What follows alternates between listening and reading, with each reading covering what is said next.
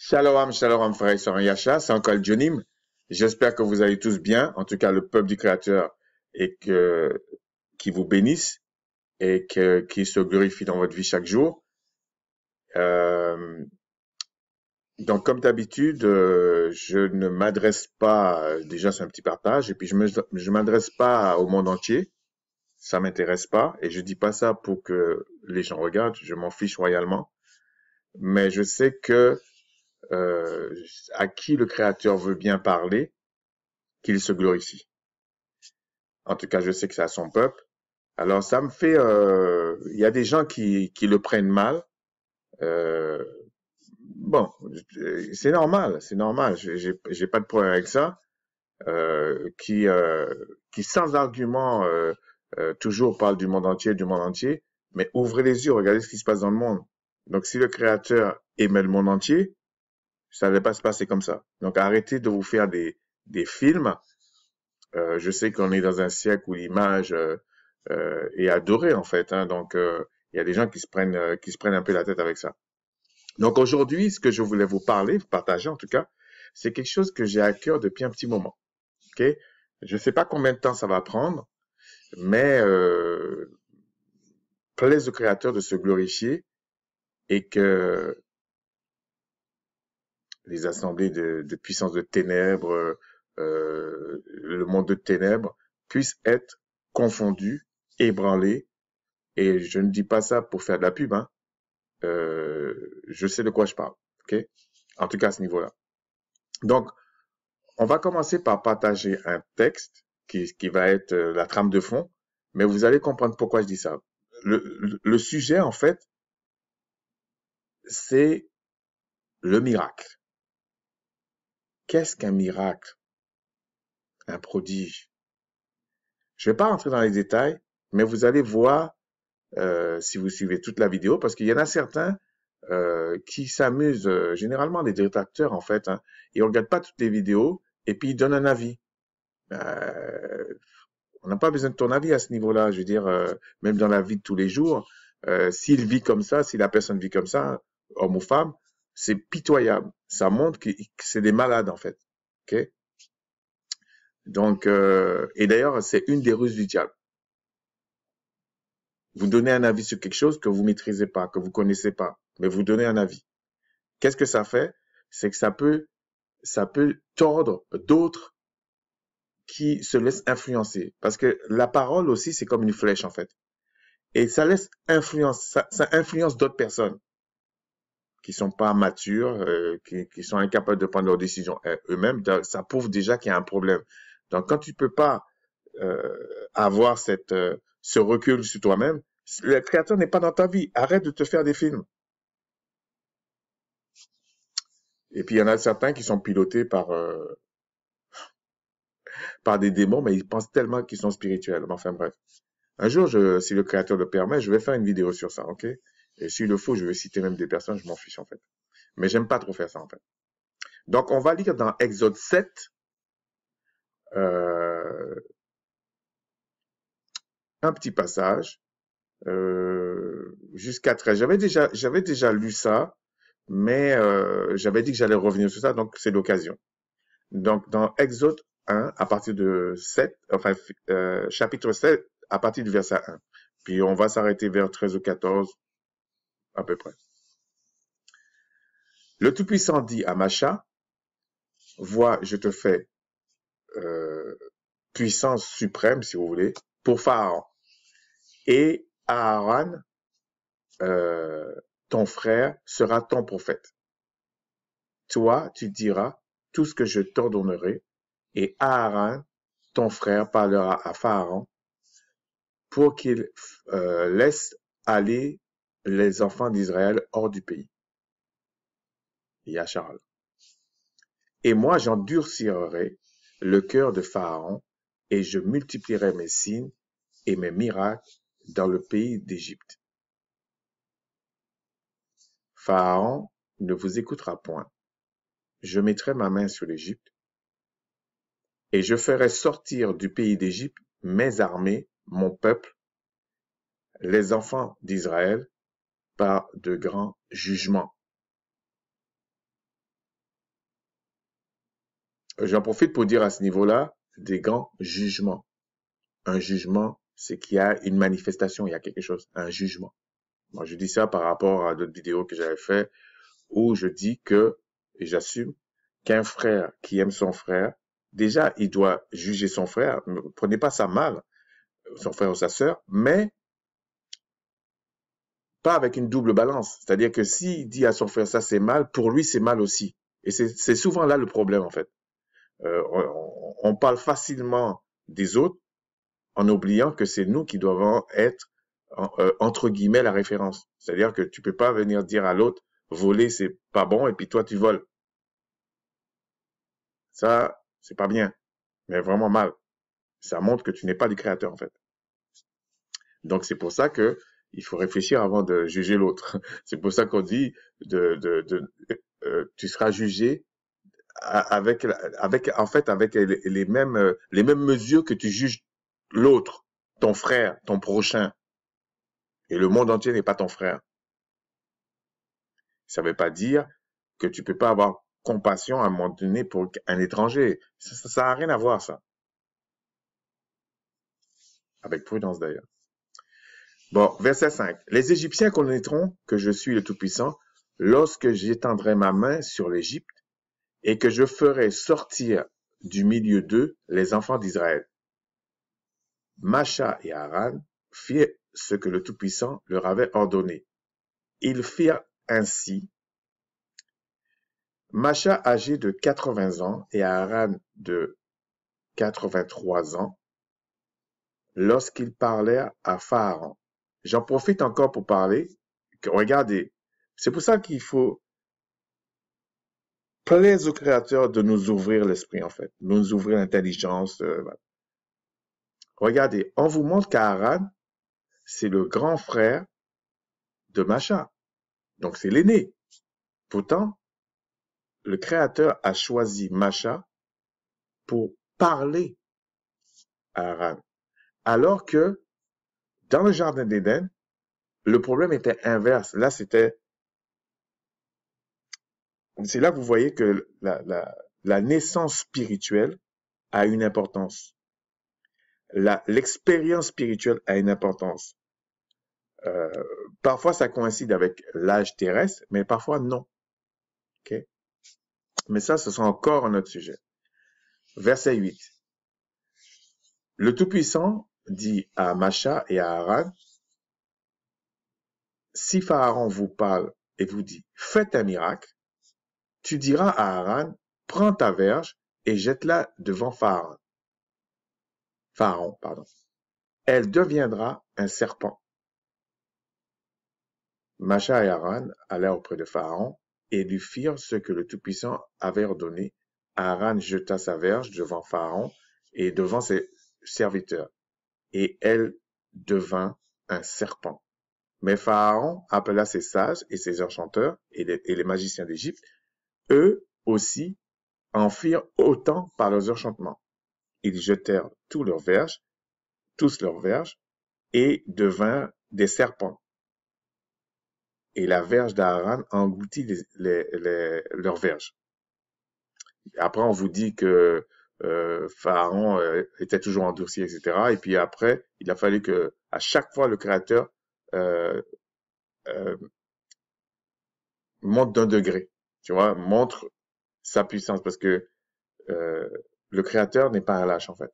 Mais c'est pas à nous de faire justice. On doit aimer la justice. Et à notre niveau, avec notre frère et tout ça, on doit être juste. C'est comme ça. Et bien sûr, euh, il faut être prudent parce qu'il faut pas être juste à l'excès. Mais les choses sont claires dans les écrits en fait. Mais c'est quand vous le vivez, vous comprenez que c'est clair. En fait. C'est-à-dire qu'il faut les deux. Et il y a plein de dénominations là, c'est que dans la tête. Il y a rien, ils vivent rien en fait. Et ils viennent sur nos pages vomir à leur bout. Mais ça ne changera rien en fait. Donc, avant de revenir sur ce passage-là, on va aller pour essayer de comprendre qu'est-ce que c'est, euh, comment je peux expliquer ça? Qu'est-ce que dit ce langage mondain un miracle. Qu'est-ce que c'est un miracle? Donc, on va aller dans... Moi, j'ai pris de Larousse. Hein. Miracle. Bon, je vais pas vous faire l'affront de vous le mettre en vocal parce que, bon, vous parlez tous français. Alors, la définition. Phénomène interprété comme une intervention divine. Bon, il faudra encore parler sur l'histoire de divine, tout ça. Mais une intervention divine. Euh, Après, on me dit que ça peut être un résultat étonnant, extraordinaire, qui suscite l'admiration. Les miracles de la science, par exemple. Donc, ça montre déjà que on parle de la science humaine. Enfin, la science terrestre, qui est souvent un bricolage. Mais bon, c'est simplement pour expliquer que euh, ça n'est, on parle d'une intervention divine, donc on essaie de mélanger ça avec un monde supérieur. Et puis, on montre aussi que les miracles, ça peut être quelque chose de tout à fait terrestre. Chose merveilleuse en son genre. Puis, il donne un exemple. Hasard merveilleux, chance exceptionnelle. Il donne aussi un exemple. En opposition, indique que quelque chose est inattendu, surprenant dans son efficacité. Et il parle même de médicaments. Genre de récit ou de pièce dramatique dont l'argument dérive des vies des saints. Okay? Donc là, ils font plus allusion, parce que comme c'est une culture, on va dire, comme il dit, judéo-chrétienne, mais bon, le judéo, là, on peut en discuter, mais c'est pas l'objet. Et puis, on peut ici aller prendre une autre définition qui est ce que c'est un prodige. Okay? Événement extraordinaire d'un caractère magique ou surnaturel. C'est intéressant de savoir que pour eux, ça peut être magique ou surnaturel. Acte extraordinaire, merveille. Personne, on dit même personne exceptionnellement douée. Donc, si on revient à notre texte, pourquoi j'ai pris les deux termes miracle et prodige? C'est parce que ça a quand même un lien entre eux. Mais on va s'attarder plutôt sur ce que c'est un miracle. Donc, c'est des choses exceptionnelles, des choses qu'on ne trouve pas comme ça. Et puis, souvent, en tout cas, il y a cause et effet. Donc, le miracle peut être, si vous voulez, le prodige, c'est un type de miracle.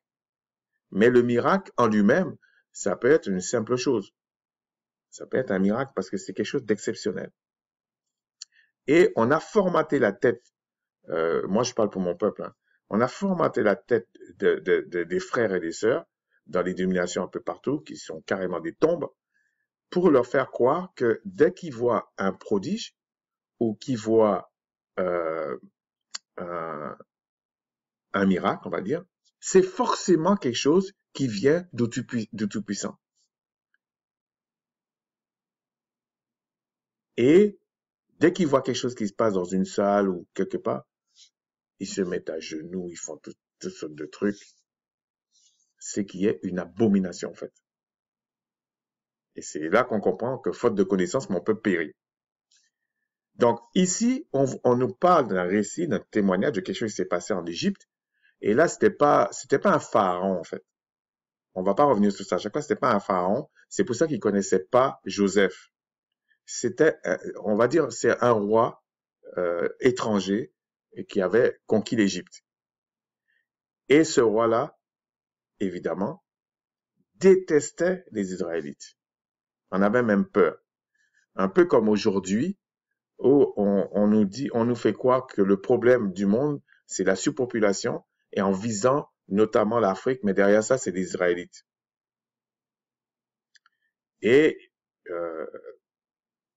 ils pensent qu'on les voit pas, en fait, mais c'est ça, en fait. Et ils sont en train de faire tout là pour essayer. Et lisez l'histoire d'Égypte, au moment où ça bascule la haine contre les Israélites, et vous allez voir, c'est la même chose qui est là. Okay?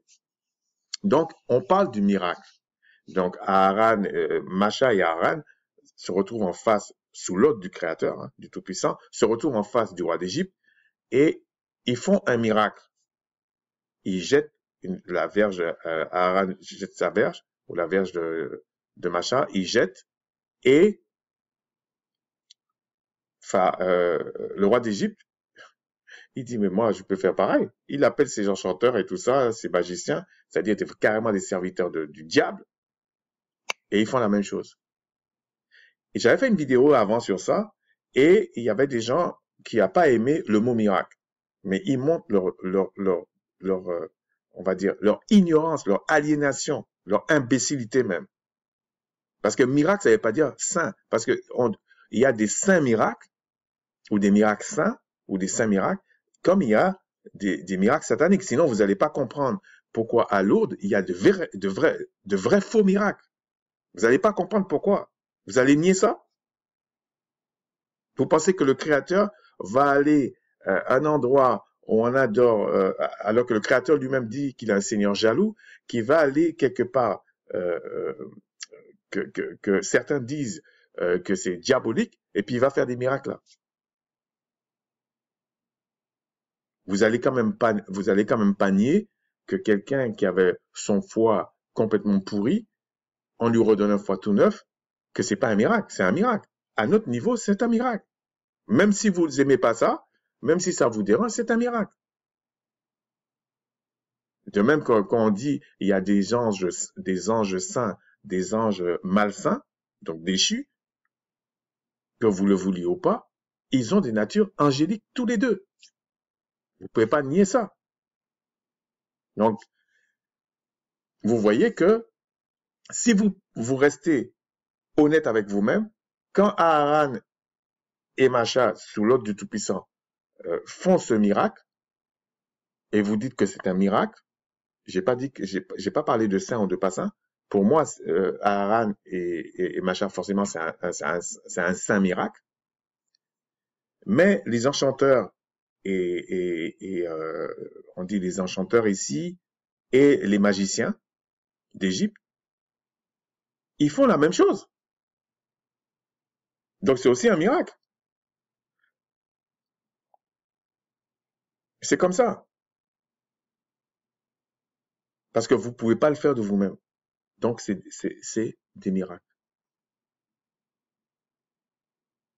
Mais le vrai miracle, en fait, et c'est pour ça que le Créateur a toujours le dernier mot, il va faire la même chose quand Yahshua va revenir. Il va attirer tous ceux qui veulent lui faire la guerre, et puis il va bousiller tout. Alors certains diront, ouais, mais pourquoi il le fait pas avant et tout ça? Mais je pense honnêtement, plus on deviendra intelligent, plus on va comprendre que le Créateur, ce qu'il fait est juste. Okay? Ensuite, donc on a vu, c'est à partir de cette base-là que je vais parler, ok? Donc, il y a bien un miracle. Mais vous voyez là que effectivement, ils ont changé leur bâton aussi, leur verge, en serpent, exactement comme Macha et Aaron. Donc, sans discernement, vous n'allez pas comprendre. Sans vous baser sur la loi du Créateur pour savoir la vérité, vous ne pouvez pas comprendre. C'est une manifestation qu'elle a.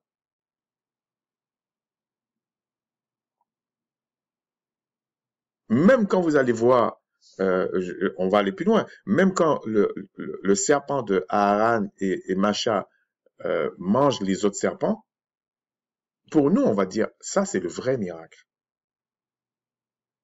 Mais pour quelqu'un qui est ignare, il sait rien. Il va voir un serpent manger d'autres serpents et puis voilà. Pour lui, ça va être un miracle meilleur, mais ça va pas lui expliquer que ça vient du Créateur. S'il n'a pas la loi, s'il n'a pas l'esprit du Créateur, il ne saura pas. Je sais que certains diront, nous sommes foutus. Oui, sans le Tout-Puissant, nous sommes réellement foutus. Donc ça sert à rien de se voiler la face. La vérité, lorsqu'on se dit la vérité, on a plus de chances, on va dire entre guillemets, de connaître la vérité. Faut-il encore avoir la grâce de se dire la vérité. Donc, si on va maintenant, donc on a vu ça en préambule, on va voir que le Christ lui-même, il y a des choses qu'il connaît pas. Il y a des choses qu'il connaît pas. Je vous dis. Et je vais vous expliquer comment ça fonctionne. Ok? En tout cas, une partie comment ça fonctionne. on va aller faire ça. Je prépare un petit truc. Bon, pour comprendre comment ça se passe, dans les écrits, on va voir ça plus tard, dans les écrits, en tout cas, le canon que souvent vous utilisez, que tout le monde utilise, qui met de côté certains livres apocryphes, on est à peu près sûr qu'il y a 3 cieux, parce que l'apôtre Paul le dit. Il dit qu'il y a un homme qui a été... On va le lire. Et donc, ça veut dire euh, le ciel 1, le ciel numéro 1, c'est notre monde à nous, là. Le monde terrestre, physique, visible. On va dire, oui, terrestre. Et le deuxième ciel, on nous dit rien. Et le troisième ciel, il nous dit que c'est un paradis. Donc, il a forcément traversé la personne a traversé le deuxième ciel. Bon, il y a des apocryphes qui disent que ça va jusqu'au 7e, mais ça change rien. Ça change rien à ce qu'on va dire, ok? C'est pour ça que je me suis arrêté à 3, j'ai pas mis 7, parce que il y en a certains qui disent, ouais, mais où t'as pris ça dans la Bible? D'accord? On ira voir ça tout à l'heure. Et le Créateur, le Tout-Puissant, il est en dehors de sa création. Il est en dehors. Un peu comme vous, lorsque, admettons que vous fabriquez un pot en argile, admettons que vous fabriquez un pot en argile, vous n'êtes pas dedans, vous êtes en dehors du pot. C'est ça qu'il faut comprendre. Et dans, quand, quand les mondes supérieurs font des choses dans notre monde, ça peut paraître comme être un miracle. C'est-à-dire que si le ciel numéro 2 fait quelque chose dans le 1, ça paraît être un miracle. Mais si le 3 fait quelque chose dans le 2 et dans le 1, ça fait comme si c'est un miracle pour les deux, puisque c'est des choses supérieures. Et de même, quand le Créateur, à chaque fois qu'il fait quelque chose dans toute sa création, c'est exceptionnel, c'est toujours un miracle. Mais pour lui, c'est naturel. Okay? Pour lui, c'est quelque chose de naturel. Donc, quelqu'un qui croit en le Créateur, que le Créateur est dans sa vie, tous les jours, il a des choses miraculeuses qui se passent dans sa vie. C'est pas exceptionnel. C'est pour ça que le Créateur cherche des cœurs qu'il adore en esprit, en vérité. Tu vas pas adorer le Créateur parce qu'il y a des miracles. Mais forcément parce que tu adores le Créateur et que le Créateur t'a agréé, quand il va agir dans ta vie, c'est comme des miracles. C'est toujours des miracles. Bon, il te donne la possibilité de faire des choses qui te paraissent naturelles. Mais peut-être pour une fourmi, ce que tu fais à chaque fois, c'est un miracle. Ensuite, on va revenir à ça. Je vais essayer de synthétiser la chose pour vous expliquer comment ça se passe. On va prendre un exemple, que je prends souvent. On va prendre des parents avec des enfants, et puis il y a le Christ et le Créateur. Et puis il y a on va dire, le diable. C'est pour schématiser, ok? Et puis les enfants, on va dire comme si ils voient à l'avance, on va dire 2 jours. Ce sont des enfants. Peu importe l'âge, ok? On va dire ce sont des enfants. C'est une hypothèse, ok? Ce sont des enfants. On va dire moins de 12 ans, ce sont des enfants. Et les parents, la femme voit 8 fois, ok, en avant, et l'homme voit 10 fois en avant. C'est-à-dire que, par exemple, pour que l'homme soit le chef de sa maison, il faut qu'il voit plus loin. C'est pour ça que c'était grave ce qui s'est passé dans le jardin d'Éden, en fait. Et il voit plus loin, tout simplement parce que le Créateur lui parle. Et le Créateur avait parlé à Adam euh, et Adam devait enseigner Ève. Mais Ève, ce qu'elle a fait, c'est qu'elle a été enseignée par quelqu'un qui voyait plus loin qu'Adam. Okay? C'est-à-dire que maintenant, on va parler là, j'étais resté dans le ciel numéro 1, notre monde. Donc, un père, des parents voient plus loin que des enfants. et le père va plus loin que la mère, mais dans le sens avec une influence spirituelle. Maintenant, si vous prenez euh, la, si vous montez en fait au deuxième ciel, j'ai déjà expliqué ça, c'est que le diable, lui, quand on lui dit on l'a chassé, il est tombé au deuxième ciel. Tout le monde satanique est regroupé dans le deuxième ciel en attendant le jugement. C'est pour ça que l'apôtre parlait d'un homme qui a été au troisième ciel, et le troisième ciel, il dit que c'est le paradis. Même s'il y en a 7, du 3 à 7, là, tout c'est le paradis en fait. Et quand le Créateur va régler les problèmes, tout sera un paradis, même sur la terre. Donc, lui, maintenant, on va regarder. Le diable, lui, et après je vais vous justifier ce que je viens de dire. Le diable, lui, admettons qu'il voit 500 fois en plus, puisqu'il est tombé au deuxième ciel, 500 fois. Et puis, il a quand même une certaine connaissance. Donc, 500 fois, chaque fois qu'il va faire quelque chose devant vous, ça va être comme un miracle. C'est ce qui s'est passé en Égypte. On va dire même, pour comprendre, on va dire 1000 fois. On va prendre des chiffres, 1000 fois. Il voit plus que les parents. Il voit plus que les enfants. Donc, quand il va faire quelque chose, même si c'est de la sorcellerie, tout ce que vous voulez, vous allez croire que vous allez voir un miracle. C'est un vrai miracle, mais faux. Sinon, vous ne comprenez pas les écrits pour plusieurs raisons que je vais dire tout à l'heure. Maintenant, vous allez me dire, mais le Christ là-dedans. Le Christ, lui, je vais vous dire, il ne sait pas tout. Arrêtez de faire de la masturbation spirituelle, enfin, dans la tête, là, intellectuelle. Il ne sait pas tout et je vais vous montrer qu'il a dit au moins 2 fois qu'il ne savait pas tout. Mais lui, il voit 1 million de fois en plus de ceux qui sont sur la terre. Et c'est pour ça qu'il dit que personne n'a vu le Créateur, personne n'a été au ciel, si ce n'est le Fils de l'homme. Lui. C'est-à-dire, il dit tous les autres prophètes, tout ça n'ont pas été. Et il ment pas quand il dit ça, en fait. Mais il n'a pas vu le Créateur de façon complète. Il peut pas. Le Créateur est jaloux de sa souveraineté. Donc, on disait 1 million de fois. Donc, quand le Christ vient, c'est ça le mystère du Créateur, quand l'héritier même, quand il vient, il a cette connaissance-là. Quand il parle là, quand il fait des choses, le diable même est surpris. C'est pour ça que le diable, quand il a, même quand il était dans le désert, quand il y a eu confrontation, le diable n'a pas pu faire grand-chose.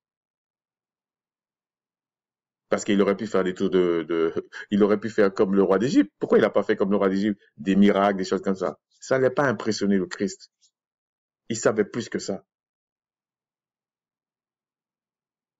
Comme vous aujourd'hui, si vous avez la connaissance, il y a quelqu'un qui fait un tour de magie devant vous, vous fait quelque chose, ça ne vous impressionne pas. Ça ne fait pas de lui quelqu'un de supérieur en face de vous, non. Maintenant, Christ voit 1 million de fois. Maintenant, le Père, maintenant, le Tout-Puissant, maintenant. Il n'a pas de plafond. Il fait des choses devant le Christ que le Christ est émerveillé. Je pense qu'il y a dans un livre une traduction qui disait, quand les anges venaient, il y en a un qui a demandé, un patriarche qui a demandé, mais ton nom c'est quoi? Il dit, je m'appelle Merveilleux en fait. Il faut comprendre pourquoi. Donc, c'est comme une hiérarchie, si on peut dire, mais il y a un pouvoir là-dedans.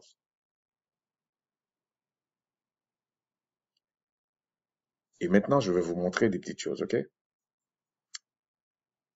Quand on va dans Matthieu 24, Je vais pas tout lire. Je pensais tout lire, mais franchement, ça va être trop long. Donc, je vais pas tout lire. Si on prend 24-24, non, on va prendre 23, 24-23. Matthieu, chapitre 24, verset 23. Si quelqu'un vous dit alors, parce qu'on lui posait la question sur son avènement, son retour, en fait. Le Christ est ici ou il est là, ne le croyez pas, car il s'élèvera de faux Christ et de faux prophètes, et ils vous feront de grands prodiges et des miracles au point de séduire, s'il était possible, même les élus. Maintenant, vous comprenez pourquoi il dit ça comme ça. C'est parce que, effectivement, ces faux Christ et ces faux prophètes sont connectés à ce monde sataniste qu'on a regroupé en attendant, parce que comme ils sont spirituels, il faut attendre le jugement pour qu'ils soient détruits. Et c'est pour ça que je vous expliquerai plus tard. Et là, maintenant, le Christ, les faux Christ et les faux prophètes, ils ont un pouvoir, on va dire, de 1000 fois. Comprenez maintenant? De 1000 fois. Donc, c'est des miracles. C'est des prodiges. Mais ils peuvent pas séduire les élus. Parce qu'on dit s'il était possible. C'est pas possible. Parce que le Créateur va montrer des choses aux élus. C'est normal. Déjà basé sur la connaissance de ce que le Créateur a dit. Donc, c'est pour ça qu'il dit, bah, ça pose pas de problème. Mais ça va séduire tous ceux qui connaissent pas les écrits. Tous ceux qui s'attachent pas à la parole. Tous ceux qui connaissent pas le Créateur. Du moins que le Créateur ne connaît pas. Vous allez dire, ouais, mais c'est injuste. Écoutez, le Créateur fait grâce à qui il veut. Il le fait à son peuple. Donc, vous pouvez raconter ce que vous voulez. Ensuite, je vais vous montrer quelque chose que le Christ, il a dit. Allez dans Luc 18, au verset, parce qu'il parle d'une parabole et tout, mais il dit au verset 18-8, parce qu'il voulait parler de la foi. Il dit, je vous le dis, il leur fera promptement justice. Donc, il disait, il y a un juge inique qui craignait même pas le Créateur, mais il disait ça pour exhorter à la prière. Et il dit, mais quand le Fils de l'homme viendra, donc lui, trouvera-t-il la foi sur la terre? Mais comment le Christ peut se poser ce genre de questions? C'est qu'il savait pas. Il sait pas ce qui va se passer. Tout en détail. De même, quand il a souffert sur la terre pour nous, il savait sa mission, mais il savait pas comment il allait vivre ça. Donc, il y avait des choses qu'il savait pas. Ça n'enlève rien au fait que c'est lui l'héritier, c'est lui le Christ. C'est lui le souverain sacrificateur à perpétuité. Ça n'enlève rien à ça. Et pourquoi il dit, trouvera-t-il la foi sur la terre? En dehors de ce qu'il a voulu dire, parce que souvent quand Christ parlait, c'était tellement riche ce qu'il disait que tu peux comprendre plusieurs choses en fonction de ton âge spirituel en fait. Mais quand il dit trouvera-t-il de la foi sur la terre, vous voyez bien qu'on aurait pu lui dire mais attends Seigneur, mais comment ça tu connais pas ce qui va se passer sur la terre? Mais c'est logique pour quelqu'un qui connaît. C'est pour ça que entre eux, là, ils n'ont pas posé la question. Ils avaient déjà cette connaissance-là. Ça n'enlevait rien pour eux. Ce que Christ avait choisi selon l'ordre du Créateur, que Christ disait quelque chose parce que si vous comprenez pas ça, il devait avoir au moins cette question-là, ou il devait avoir peur. Non? Il comprenait ce que Christ disait, en fait. Et il dit aussi, à un autre moment, toujours dans Matthieu 24, au verset 38, il explique comment ça va se passer parce qu'on lui avait posé une question. Okay? Comment ça va se passer avant qu'il vienne? Et il dit toutes les choses, tout ce qui va se passer. Et au verset 36, il dit, pour ce qui est du jour ou de l'heure, donc qui va arriver, qui va revenir, personne ne le sait, ni les anges des cieux, ni le Fils, mais le Père seul. Donc, il vous montre qu'il y a des choses que lui ne sait pas. Mais il sait à peu près quand ça va passer. Mais à l'heure exacte, il ne sait pas. Et il précise même quand, attendez, ici, il précise même que, euh,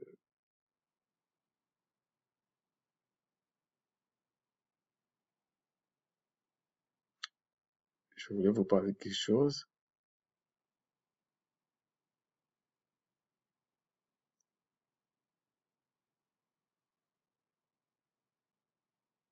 En fait, il précise bien qu'à son avènement, tout le monde le verra. Donc, il donne, il donne un indice, mais il dit bien que seul le Père sait, en fait. Souvenez-vous de ce que je vous ai dit. Le Père, il n'y a pas de plafond, c'est lui qui décide. Ok?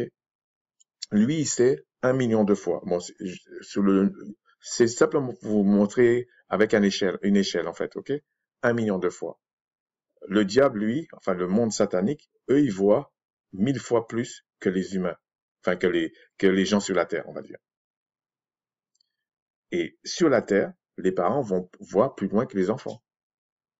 Mais tout ça, c'est parce qu'il y a une influence venant du monde spirituel.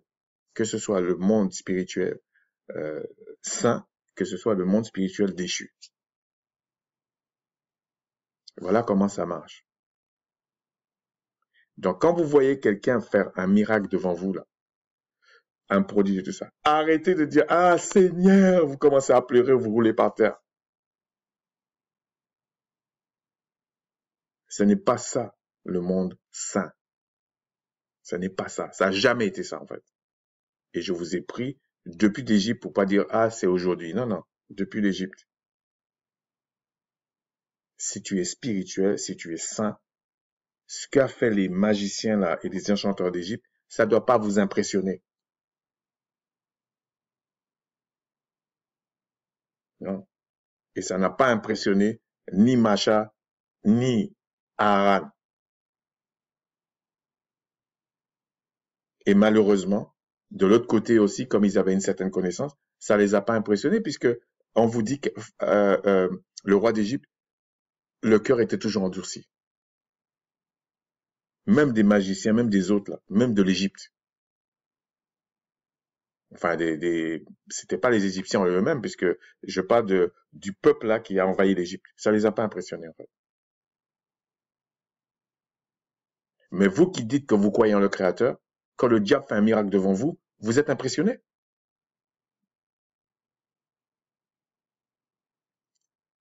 Si le Tout-Puissant le permet, je vais faire une vidéo aussi sur les baptêmes, sur le baptême. Qu'est-ce que ça veut dire le baptême en fait? Je vais vous expliquer pourquoi je dis ça.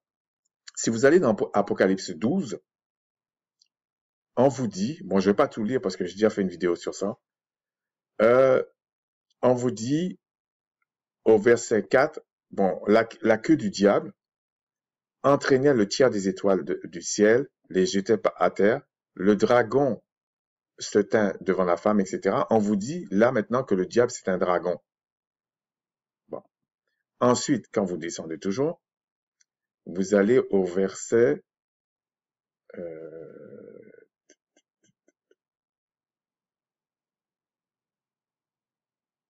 attendez, verset 9, 12, 9. Chapitre 12, verset 9. Et il fut précipité le grand dragon, le serpent ancien. Donc on vous montre que Adam et Ève a eu contact avec ce serpent ancien. C'est une question de connaissance. Donc il a réussi à convaincre, si vous voulez, Ève a cru à ces enchanteurs et ces magiciens. Mais derrière ça, il y avait un esprit plus grand que ça. Parce que, si vous voulez, dans le monde spirituel, quand on vous dit Ève parlait avec Satan, c'était pas déjà c'est l'adversaire, mais c'est pas le dragon directement, c'est ses anges déchus. Et il dit il fut précipité le grand dragon, le serpent ancien, appelé le diable et Satan, celui qui séduit toute la terre. Il fut précipité sur la terre maintenant. Donc c'est à ce moment-là qu'il sera précipité sur la terre. C'est pas quand ça se passait. C'est pas que, dans le monde, c'était pas au niveau d'Adam et Ève. On dit rampait, rampait. Non, non, c'est pas ça. Et ses anges, vous voyez, il a ses anges à lui, déchus, furent précipités avec lui. C'est pour ça qu'il y aura des cataclysmes, en fait. Ça veut dire que le monde spirituel, là, c'est gigantesque. C'est comme on dirait, entre guillemets, leur terrain de jeu, ça n'a rien à voir avec ce qui se passe sur la Terre. La Terre a beaucoup d'arrogance. Enfin, ce monde-là a beaucoup d'arrogance. Il frappe là, le soleil, le tiers du soleil, c'est normal, parce qu'il a frappé les anges déchus. Donc, un tiers du soleil, tac. Et pourquoi ça se fait pas avant? Parce que je vous ai dit, ils se sont rassemblés, on les a enchaînés, on les a enfermés dans le deuxième ciel. Donc, le deuxième ciel et tout ce qui est en dessous.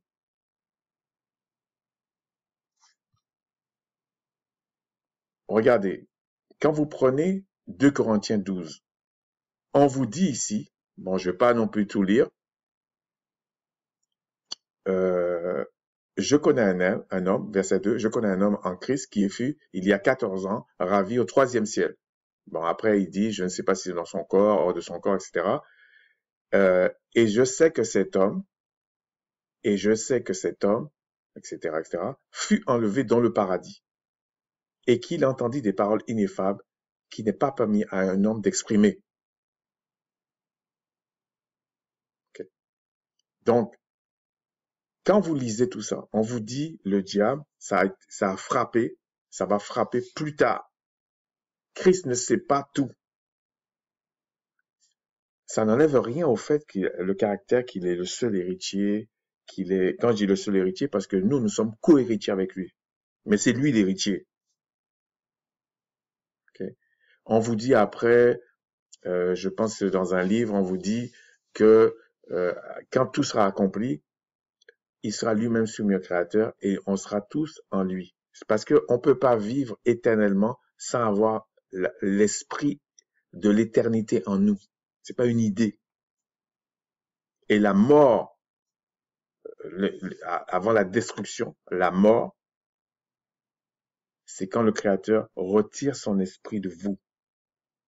Donc la génération qui est née depuis Adam et Ève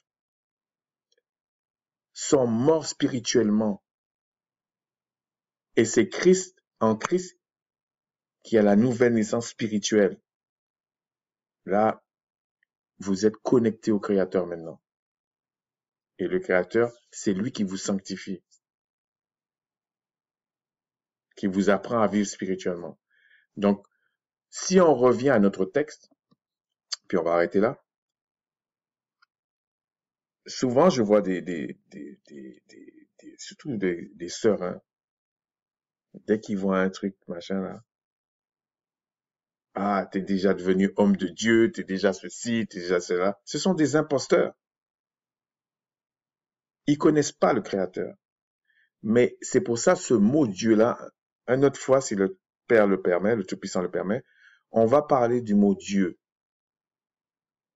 qui fait aussi beaucoup de dégâts.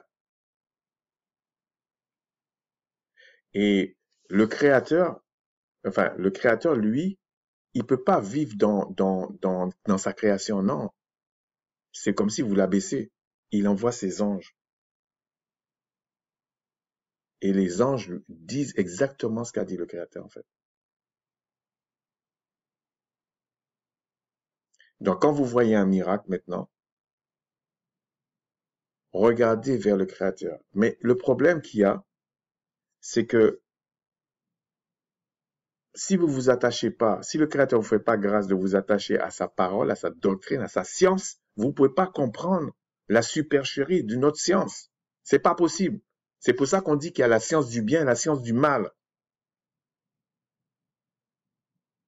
Comment vous allez discerner? Alors, oui, pour vous montrer par exemple, quand l'histoire de Daniel ou d'autres voyaient des anges venir. Mais c'est la puissance du Créateur qui est là. Les anges du Créateur peuvent venir dans ce monde-là. Parce que quand Christ est ressuscité des morts, il avait la nature angélique et on le voyait. Mais le diable, lui, non. Il va faire des illusions, des machins, là, il y aura des démons, des choses comme ça. Bon, je ne vais pas rentrer dans ces détails-là, mais lui-même ne peut pas venir. On va le jeter après. C'est pour ça qu'il est dit, ce que vous allez lier sur la terre sera lié dans les cieux. Mais on ne parle pas du troisième, quatrième. Non, non, non, non. Tu vas rien lier là-bas. Là, c'est l'esprit du Créateur qui domine. Qu'est-ce que tu vas lier quoi? Le Créateur, il est parfait. Mais c'est au deuxième ciel que tu vas commencer à lier.